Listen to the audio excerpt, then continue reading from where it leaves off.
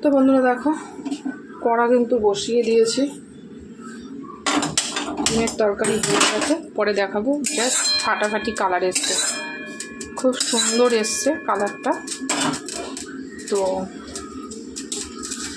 আমি সব এবার ভেজে নেব।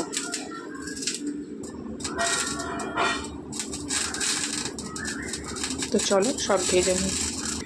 তো বন্ধু, আজকে এই বরবটি বাটাটা একটু অন্যরকমভাবে করবো ভাবলাম। চলো আজকে একটু রসুন ছাড়া করে দেখি। সব বাটাতেই নাকি রসুন লাগে, এটা একটা কমন ব্যাপার। রসুন ছাড়া নাকি কোনো বাটাই হয় না। তো চলো আজকে দেখি রসুন ছাড়া হয় কি না। তো চলো, তেল গরম হয়ে গেছে, আমি তেলের মধ্যে কোচানো পেঁয়াজটা দিয়ে দেবো।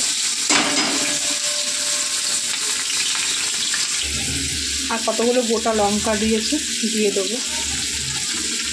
লঙ্কাগুলো একটু ফাটিয়ে দিই, নাহলে খুব ফাটবে।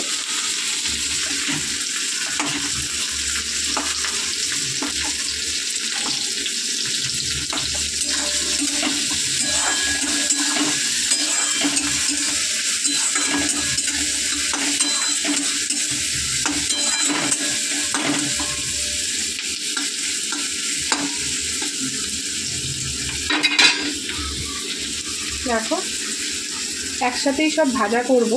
তো এবারে বরবটিগুলো দিয়ে দেবো। দাঁড়া, বরবটির মধ্যে জল আছে কি না।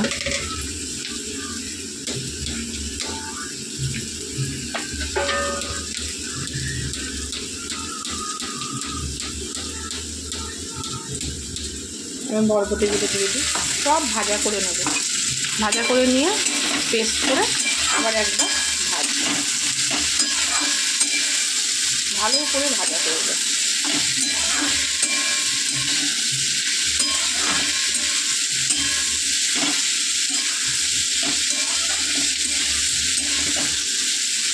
তো এটা ভাজা হোক,